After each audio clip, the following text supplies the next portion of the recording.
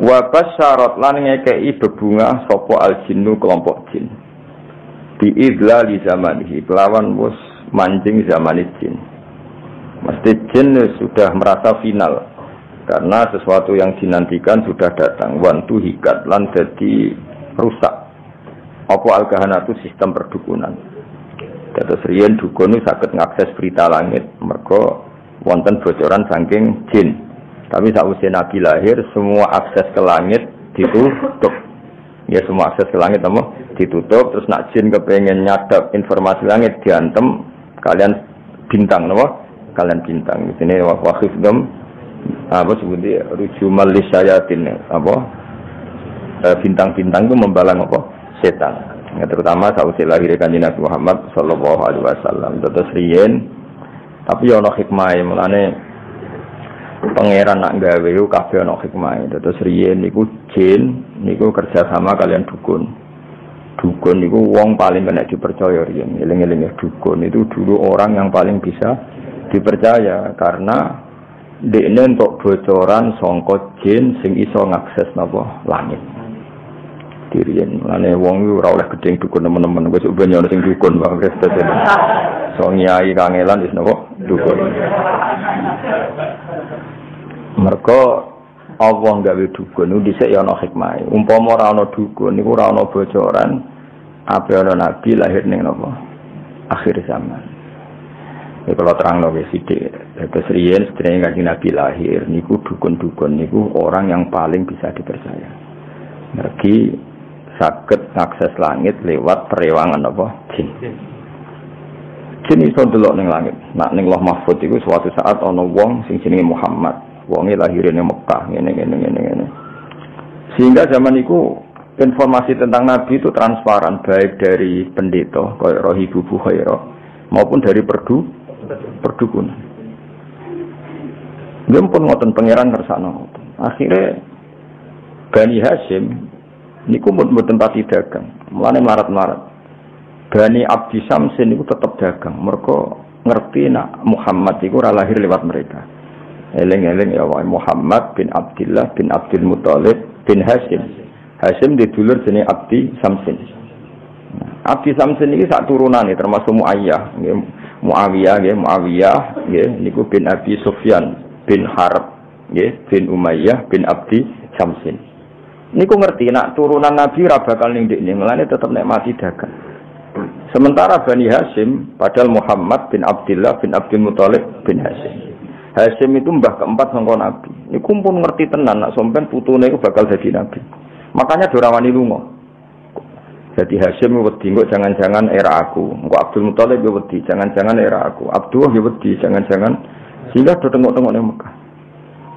Iku yo beritane sebagian sangka kahin napa? Kahin. Perdukunan.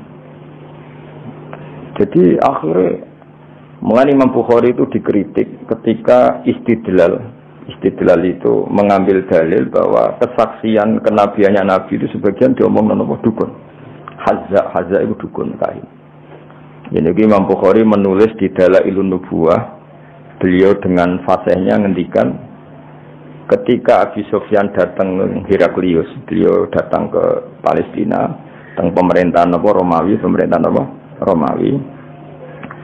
Pemerintahan Romawi itu digegerkan oleh informasi nak neng Mekah itu ada orang yang mengklaim dirinya Nabi, ya mengklaim dirinya Nabi. Ya tentu bagi kita itu enggak mengklaim panjang Nabi tenan, tapi bagi mereka kan itu klaim.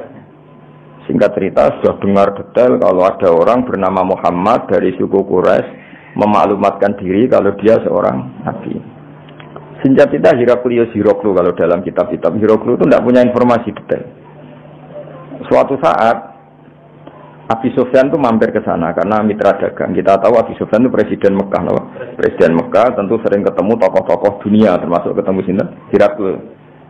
Setelah Abi Sufyan datang, dipanggil sama Heraklius. Tolong Abi Sufyan suruh menghadap saya, masyhur. Ini ada di Bukhari, saya ulang lagi ini ada di Bukhari. Setelah menghadap, kamu kenal orang yang yadda'i an-nubuwah, orang yang mengaku-ngaku sebagai nabi. Kata Abi Sufyan, ya kenal, itu masih keluarga saya. Ya itu saya kenal, karena itu masih keluarga. Zaman itu Abi Sufyan masih kafir. Jadi justru itu bagus. Pas itu Abi Sufyan masih kafir. Lalu orangnya sebelum jadi nabi itu pernah bohong enggak? Enggak pernah. Muhammad itu enggak pernah bohong. Justru itu bagus. Karena kesaksian dari seorang musuh apa? Kesaksian dari seorang musuh karena Abi Sufyan belum iman. Terus bapaknya Muhammad ada yang pernah jadi raja enggak? Mbahnya enggak. Terus pengikutnya itu orang-orang lemah atau orang-orang kuat? Orang-orang lemah. Terus pengikutnya itu apa yang ada yang jadi murtad apa enggak setelah mengikuti Muhammad? Enggak ada yang murtad. Bahkan fanatik sekali dengan Muhammad. Namanya wali mati demi Muhammad. Ya mereka nyebut masih Muhammad, masih jangkau. Sampai terus akhirnya dari sekian pertanyaan itu terus Hiroklu membuat tesis sendiri, membuat kesimpulan sendiri. Itu yang namanya Muhammad itu nabi betul. Sifatnya persis yang saya temukan dalam Taurat. Ya, di antara logika yang dibangun Hiroklu itu begini. Kenapa saya tanya bapaknya raja atau enggak? Andai kan bapaknya Muhammad seorang raja, pasti saya komentari rojulun yatlubu mulka abihi. Dia adalah orang yang punya gerakan karena dia ingin jadi raja lagi kayak bapaknya. Jadi kanjeng Nabi bagaimanapun dakwah itu kan bikin gerakan sosial. Ya, yang namanya dakwah itu dalam kacamata sosial kan tetap dianggap gerakan apa? Sosial. Dan itu kalau bapaknya raja berarti apa? Rojulun yatlubu mulka abihi. Dia bikin gerakan gitu supaya jadi raja lagi kayak bapaknya, kayak mbah-mbahnya. Ketika kamu bilang bapaknya tidak raja, berarti murni karena tugas dari Allah Subhanahu wa Ta'ala. Sehingga cerita akhirnya Hiroklu manggil temannya dia yang ahli kahana Hazza. Kamu kesini. Ketika teman diskusinya yang sama-sama menguasai kitab langit, tanyanya lucu. Saya mimpi bahwa nanti yang menguasai Jaziratul Arab itu rojulun muhtadinun, orang yang berkhitan. Terus ada yang usul, yang berkhitan itu orang Yahudi. Terus kata Hiroklu, ndak itu masuk, itu pasti tidak Yahudi. Meskipun orang Yahudi berkhitan.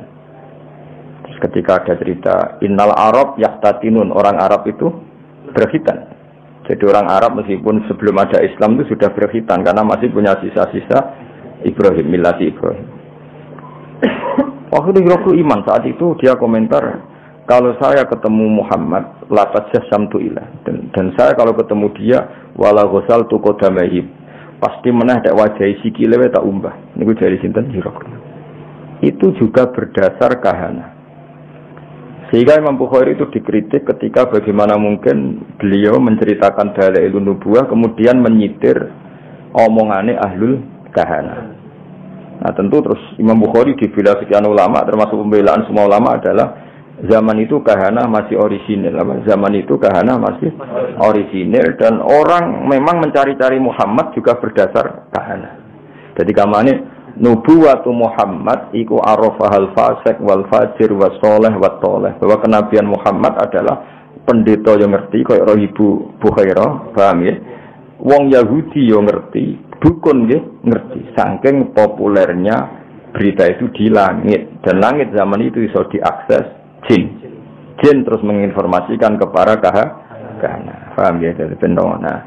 Tapi terus sistem ini hilang setelah lahirnya Kanjeng Nabi Muhammad sallallahu alaihi wasallam. Tapi ono hikmah ya tadi, andaikan enggak ada kahana yang jadi muqaddimah diutusin Nabi, orang enggak cukup punya informasi tentang Nabi.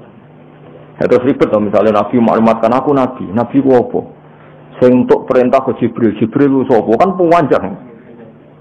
Beda nek orang Yahudi kenal Jibril, kenal Mikail, paham ya? Roh Ibu Bukhairah ya kenal Nabi akhir zaman. Sehingga wong kabeh diskusi tentang Nabi akhir zaman. Jadi cara saiki wis di seminar wis dadi trending topik, sudah orang sudah bicarakan itu semua. Paham ya? Terus kabeh sing dikek pangeran ono hikmah. Mane kahana zaman itu ono gunane, termasuk bocoran langit nak ape ono nabi akhir zaman niku berdasar napa kahana. Mane Imam Bukhari ngebabkan dalailun nubuwah niku termasuk komentari ahlul kahana. Paham ya? Tapi kahana sebelum itu ya, sebelum ada napa pemutusan hubungan napa langit. Iki jenenge napa? Semua ngerti wabas syaratil jinnu bidzali zamani wa antuhiyatil kahana wa rohibatir rabbaniyah. Terus Wala hija lan dadi guncing. Wala hija itu sesuatu sing gumlender napa. Wala hija lan dadi ngerti, semangat. Nyemangatno bi khobarihi lan khobar anane Kanjeng Nabi sapa kulo hibrin saben-saben wong pinter, khobirin kang bijak. Wa fi khula husnihi lan ing dalam sifat hiasan sifat apike Nabi khulayu hiasan husnul wa apik utawa apik sing dipadakno hiasan taha padha bingung. Ana sing maca tahin taha sami sangka taha yati hutaihan maknane apa bingung. Dan semua orang pintar membicarakan Nabi, tapi untuk membicarakan keindahan Nabi mereka bingung. Maksudnya bingung karena semua kalimat tidak akan mewakili hakikat keindahannya Kanjeng Nabi Muhammad sallallahu alaihi wasallam ya. Jadi diredaksikan kayak apa itu tidak akan mewakili hakikat keindahannya Kanjeng Nabi Muhammad sallallahu alaihi wasallam. Ini bahasa balaghah apa? Wa fi khula husnihi ta. Ya, wa fi khula husnihi ta. Jadi ketika mensifati keindahan fisiknya Nabi, perilakunya Nabi, akhlaknya Nabi, semua itu tahin, semua itu kebingungan, totaha, semuanya bingung. Ya jadi eleng-eleng ya, terus mulane ngaji wudu khatam, kowe koyo wong-wong Islam garis keras. Wah, dukun enggak bisa diterima. Umpama ora ana dukun, ora ana nubuwah. Saiki misale ya Fir'aun. Kenal teman Fir'aun. Nah, Fir'aun itu nganti ngerti nak ono Nabi Bani Israel ngomongane sapa cerita. Dukun. Fir'aun diomongi mbek dukun-dukune nanti ada bayi Bani Israel sing kana sababan fi dhahabi mulkika. Nanti bayi ini yang akan menghilangkan kerajaan. Akhirnya semua bayi Bani Israel dibunuh. Ternyata ya nyata yang menghabisi Fir'aun Musa. Otentik. Apa? Otentik. Semua berita gitu. Nabi Muhammad ya sami. Abdul Muthalib ketika putune lahir, ditakani pertama ya Kahina, seorang dukun perempuan. Itu omong, putumu iku yabluhu minasyarab al-masyariq wal maghrib. Putumu iso ben mulya wetan nganti kulon sak donya mulya. Mun Abdul Muthalib seneng putune lahir, dia berdasar omongane Kahina. Ya mulane terus mulai sihir, mulai opo ae. Wa ilahitun sabul butun apa? Quraisy iku wis krasa. Kok dalam tubuh saya ini seakan-akan ada apa-apa. Iku omongane Kahana. Ya sampai akhirnya wasumi fi sulbihin nabiyyu sallallahu alaihi wasallam dzakara wa ta'ala walaq. Ya, jadi pangeran gawe dasar-dasar dunia wis koyo ngono. Pertama sing dadi seksi nak nabi ku calon nabi ku ora wong NU, ora wong Muhammadiyah, malah pendeta, malah apa? Nabi umur 12 tahun, dijak Abu Thalib teng Sam. Nah, sing ngerti nek dene calon nabi ku, ora NU, ora Muhammadiyah, ora PKS, ora apa. Sing ngerti malah apa? Pendeta. Lah coba pendeta ngertine berdasar apa? Kitab-kitab samawi mbek kahana, mbek napa? Kahana. Iku pangeran, jadi pangeran wis pancen ngono. Jadi mulane Imam Bukhari ngebabno napa? Ngebabno dalailun nubuwah iku termasuk ngebabno qaulu ahlil kahana. Ya mergo pas iku pancen ngono tenan. Wis contoh gampang-gampang ndelok tengene raja-raja mulai Firaun, mulai Namrud, kebijakannya itu berdasar informasi ku ahlul kahana. Dan semuanya itu benar. Semuanya itu benar. Akhirnya betul zahabu mulki Firaun karena Musa. Meskipun Fir'aun berusaha mati-matian membunuh bayi Bani Israel, malah lali, malah sing mestine lakone malah di rumah. Mergo pangeran mau ngetokno nak Fir'aun iku goblok. Ngrumat kok ngrumat musuhe. Jadi pangeran mau kepengen apa wa nuriya Fir'auna wa Hamana wa junudahuma apa kanu napa khotin pangeran butuhe ben ketok gobloke Fir'aun. Wong kok ngrumat musuhe. Jadi rasa mbok fikih piye hukume wong Islam di rumah wong kafir. Kowe nek muni haram ya keliru. Nabi Musa di rumah wong apa? Kafir. Nabi Muhammad di rumah Abu Lahab. Mana kira usah dadi Islam garis keras. Hukum Islam di rumah wong kafir ku kafir. Dan Nabi Muhammad di rumah tuh. Abu Lahab. Ora ono ning tarikh Nabi Muhammad di rumah wong Muhammad siapa saja. Sing rumah marah apa? Abu Lahab. Fir'aun rumah sinten? Musa. Nabi Musa ora tahu di rumah pondok, di rumah kiai. Sing rumah tuh. Fir'aun. Ya, jadi tapi Allah niate ngenyek yaiku mau Fir'aun sing membasmi bayi Bani Israel justru ngrumat Musa. Jadi kamane pangeran kepen maklumat, iki lho sing aku pangeran. Wong kok gobloke ngono. Musa kok di rumah. Isin wa nuriya fir'auna wa hamana wa junudahuma wa anu khotiin kabeh ketok gobloke, ketok salah. Wong kok ngrumat Musa.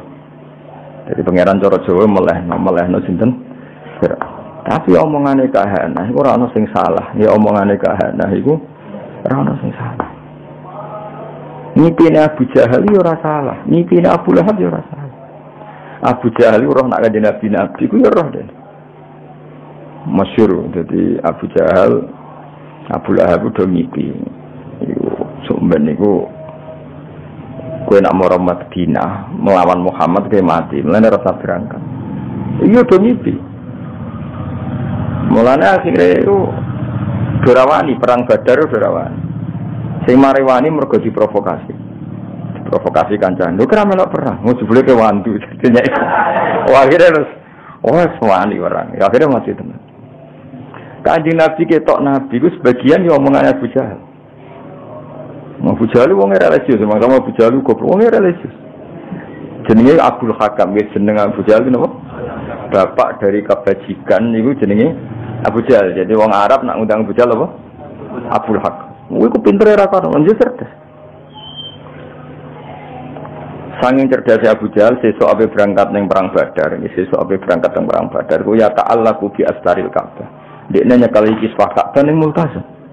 Ngene iki nak sering dungane Multazam niku ya. Abu Jahal dungane ning Multazam yo nangis. Ya Allah masyhur, sana buah itu jamaah terus iki dungane jamaah. Ayuna aqta'ulir rahim. Ya ayuna aqta'ulir rahim. Waja'ana bima la na'rif fa'akhinhul hudata. Saya kata ahana yuhinu. Ya Allah, siapa besok yang memang benar-benar salah menurut pandangan engkau, fa'akhinhul hudat, maka bunuh besok. Umatnya muni amin kabeh. Kok cara Jawa sing salah seleh. Ternyata Abu Jahal itu kalah, mati. Ya ke sing Islam. Berdasar dungane Abu Jahal. Sampeyan delok teng tafsir. Intas taftihu faqad ja'akumul fathah wa in tantahu fa huwa khairul lakum wa in ta'udu na'ud. Iku kuwabe asbab nuzulnya nerangkan intas taftihu faqad ja'akumul fathah. Jika kamu mencari siapa yang benar, maka ini sudah nyata siapa yang benar. Karena kamu pernah pakai ukuran siapa yang benar adalah menang. Sementara Abu Jahal kalah. Jadi nubuwah Rasulullah Muhammad sallallahu alaihi wasallam iku nubuwah sing zaman qoblal wiladah, sing zaman qoblal wiladah itu diakui ahlul kahanah, ahlun nasara, ahlul yahud.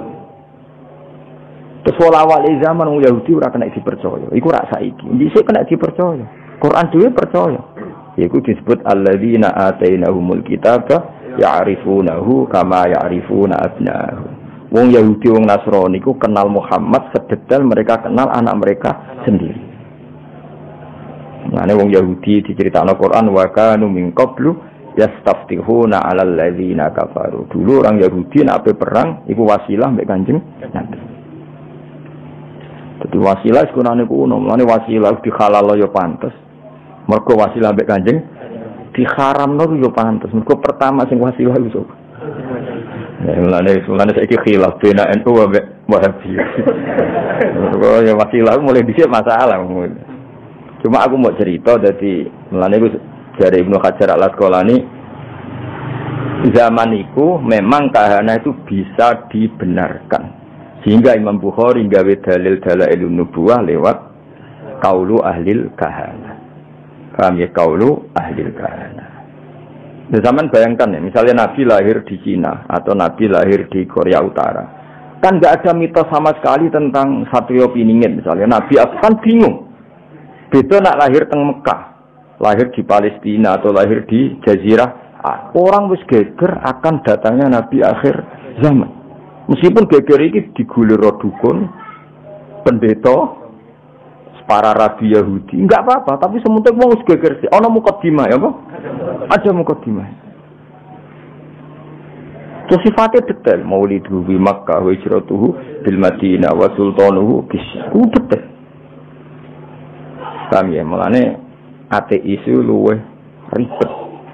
Mulane elek-elek Yahudi Nasrani iku Islam sik ngapresiasi. Napa Islam sik ngapresiasi.